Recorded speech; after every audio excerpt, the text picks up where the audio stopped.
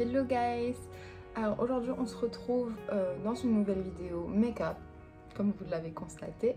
Je vous montre comment je fais mon make-up habituel, voilà, quand j'ai envie de sortir, quand j'ai une occasion, un resto et que je veux un peu un look clean qui va un peu avec tout, niveau habits, etc.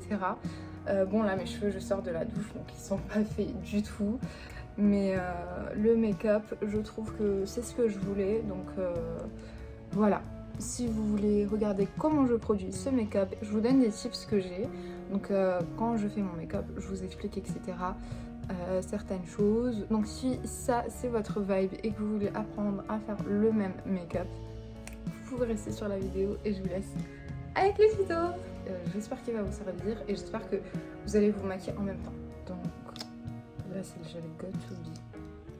Donc là, je viens brosser mes sourcils avec le gel Got2b que Patricia a recommandé pendant sa masterclass et sa formation.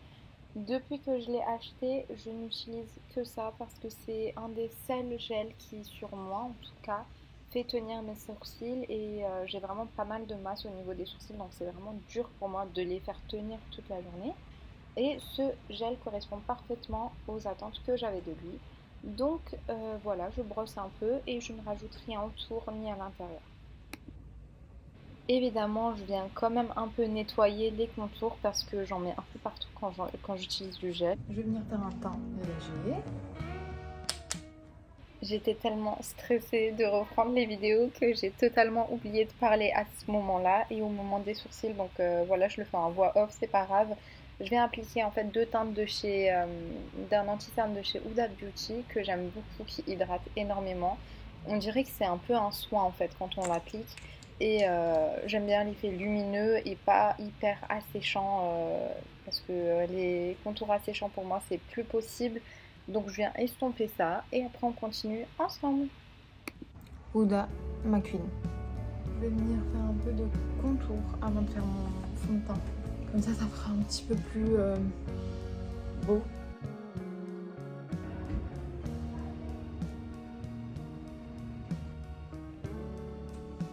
Je viens mettre un peu de blush. Je fais du maquillage en dessous du fond de teint.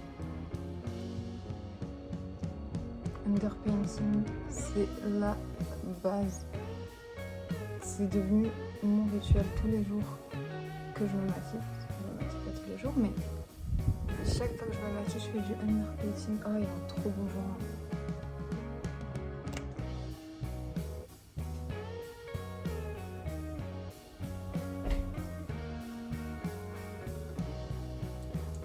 J'étais à une formation de Patricia, à une masterclass plutôt. Elle nous a parlé du underpainting. Je connaissais déjà, des fois je le faisais, mais je le faisais pas comme ça. Genre là, c'est vraiment choquant en dessous. Regardez. Vous mettez.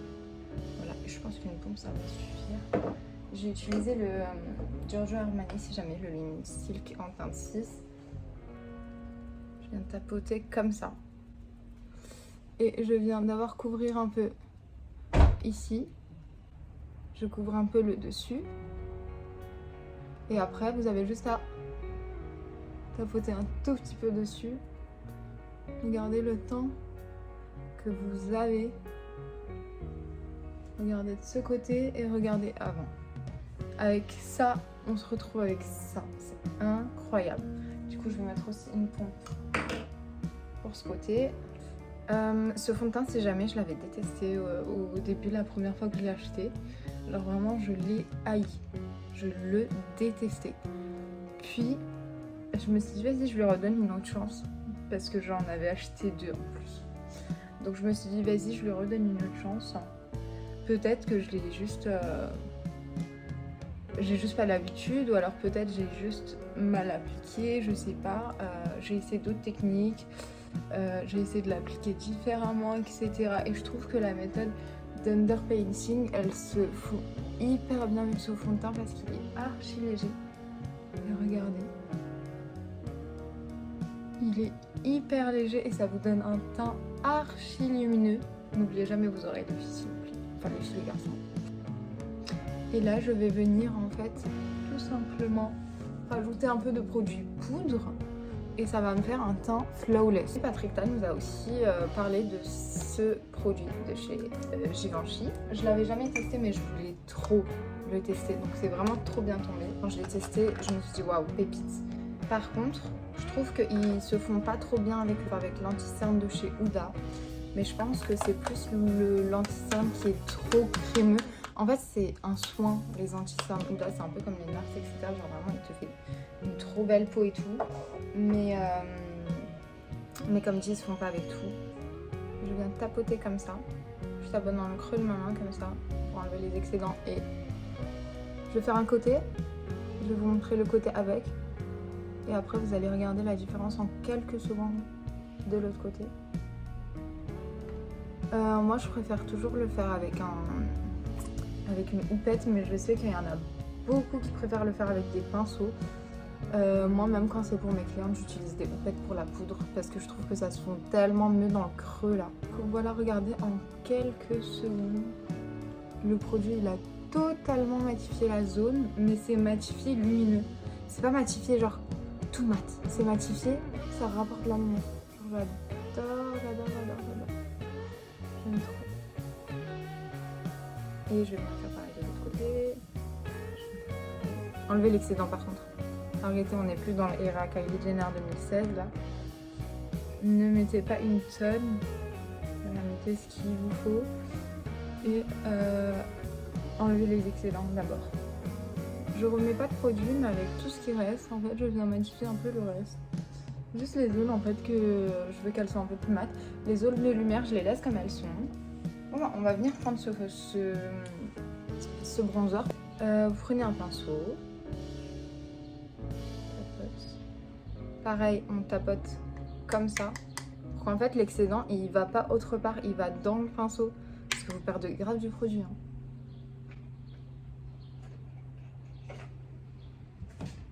Qu'est-ce qu'il fait mon fils? Vous n'avez pas besoin d'en mettre une tonne, regardez juste la différence. Il fait vraiment directement le taf. Pas besoin d'en mettre une tonne, genre juste vous tapotez. Mon teint, il est archi pas lourd. C'est vraiment, on met très peu de chaque matière. Du coup, ça vous fait un rendu trop beau. Et en plus de ça, voilà, votre teint ne vous gratte pas, il est léger. Vous le sentez même pas en fait. Et en plus quand il fait chaud comme ça, bah, ça vous fait pas transpirer quoi. Je vais en rajouter un peu au bout du nez. Sur le milieu, j'aime pas faire le contour là comme ça, je préfère mettre directement comme ça. J'en rajoute un tout petit peu là. Au niveau des tempes. Et du front. Et voilà. Franchement, Yves Saint Laurent, ils ont dead. Ils ont dead. Franchement, j'aime trop Yves Saint Laurent parce que en fait, j'aime bien leur DA en fait parce que tous leurs produits ils sont hyper lumineux. Bon, de toute façon, voilà, ils ont une gamme touche éclat, etc. Vous vous doutiez bien que c'était lumineux, mais ils sont hyper lumineux mais hyper légers. Et je trouve que c'est hyper important pour un produit de pas être lourd en fait quand on le met. Enfin, je sais pas si vous allez me comprendre quand je dis ça, mais il y a certains produits, vous le sentez vraiment lourd sur votre peau, alors que là, c'est hyper léger et tous les produits que j'ai de Yves Saint Laurent correspondent à ça. Franchement, je trouve que leur formule, etc., c'est toujours un 10 sur 10 et j'ai jamais été déçue de Yves Saint Laurent. Franchement, je les aime trop. En plus, regardez ce packaging, j'ai envie de sortir avec comme un sac. Il est trop beau. Mon préféré. Les gens qui disent ouais, il n'y a pas de pigmentation, il n'y a pas ça, il n'y a pas ci. Ok, mais dans certaines marques, vous savez que vous allez avoir vraiment de la couvrance, etc. parce que ça correspond à leurs images. Quand vous allez dans une marque de luxe, ne vous attendez pas à avoir la pigmentation de Rare Beauty ou de Kat Von D. Ça a aucun rapport. Ne vous inquiétez pas, on vient tapoter. On rajoute rien, on rajoute jamais rien. En fait, il reste encore du fond de teint sur votre Beauty Blender. Vous venez juste un tout petit peu tapoter comme ça. Ça va venir fondre les matières entre elles et vous enlevez en fait le côté excédent, le côté too much. Je mets du highlighter ou pas? Allez, on va mettre le nouveau Rare Beauty. Alors, par contre, il est magnifique, hein.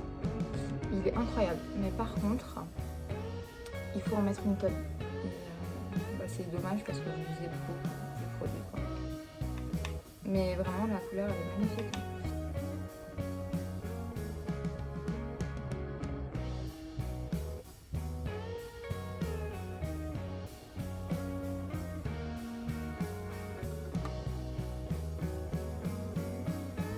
J'adore parce qu'il donne un effet bonne mine en fait. Ça, c'est clairement le meilleur moment d'un make-up. Si vous entendez ce bruit, c'est qu'en général, je suis prête. En général, je le fais avant mon mascara, mais en gros, dans 2 minutes, je suis prête, quoi. J'adore l'odeur, j'adore le produit, j'adore l'effet, franchement. Ça, c'est mon meilleur produit. Franchement, si je me maquille et que je mets pas ce fixateur, j'ai l'impression qu'il manque quelque chose. En fait, je trouve que ça aide vraiment à hydrater, à tenir frais le maquillage et surtout à l'aider en fait à aider les produits à se dissoudre entre eux. C'est vraiment la meilleure étape. Je vais venir juste mettre un tout petit peu de mascara. Je trouve que personne parle assez de ce mascara de chez Kiko. Je l'utilise depuis mes 16 ans. 15 ou 16, je pense que c'était 16, mais depuis mes 16 ans, donc depuis 2016, j'utilise ce mascara et je trouve que personne n'en parle assez. C'est vraiment une dinguerie. En plus, je trouve que c'est trop bien parce que Kiko, ils font souvent des soldes. Donc en fait, le produit, au lieu de le payer 8-9 euros, bah moi je vais quand ils sont soldés et je les achète à 3 euros et j'en achète 3-4. Voilà. Donc regardez quand même avec, sans. Vraiment, et niveau longueur, regardez. Ça rajoute vraiment beaucoup de longueur. Moi j'ai les cils longs de base, mais là ça fait vraiment trop beau. J'adore.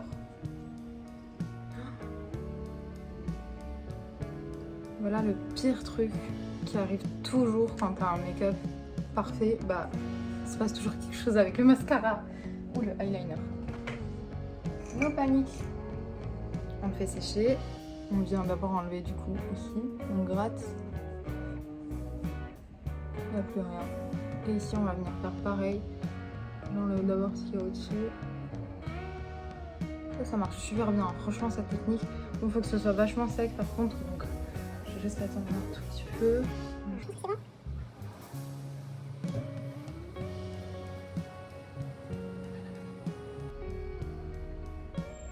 Franchement ça va hein. Mes 2 crayons préférés pour un look comme ça en général c'est le Charlotte Tilbury Medium 2 parce que moi je suis Medium quand même, soit le Warm Brown de chez Huda qui sont voilà, incroyables. Donc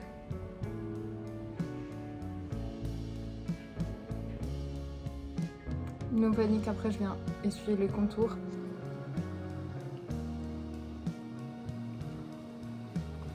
Bon, je vais pas aggraver plus que ça. Ce que je viens faire, c'est que je viens prendre un pinceau et je viens. C'est hyper important de clean vos contours s'il vous plaît.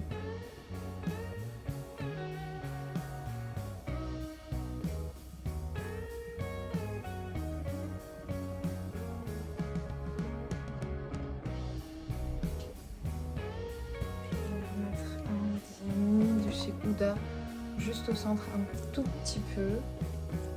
J'utilise un tout petit peu au centre. Voilà, le make-up est fini. J'espère que vous avez aimé, que vous avez appris des choses. Vous pouvez me follow si vous aimez bien le contenu ou si vous aimez bien apprendre certaines choses. Si je suis un peu de votre vibe, allez-y. Voilà ce que je trouve hyper important quand on se maquille, c'est aussi de ne pas faire un bazar derrière soi qu'on devrait ranger parce que ça ruine un peu le truc. Vous énerve pas de tout ranger pendant 10 minutes après alors que vous avez envie de sortir parce qu'il fait beau et que vous voulez catch les derniers rayons du soleil.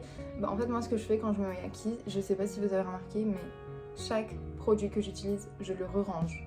Une fois que j'ai rangé, je prends autre chose. Je passe à autre chose une fois que j'ai rangé. Donc voilà, je vous donne vraiment ce conseil de toujours ranger au fur et à mesure pendant que vous vous maquillez et ça vous aidera à sortir plus vite, à être prêt plus vite et à être organisé et rentrer chez vous et sans qu'il y ait un énorme bordel sur votre lit avec plein d'habits et plein de make-up. Donc voilà.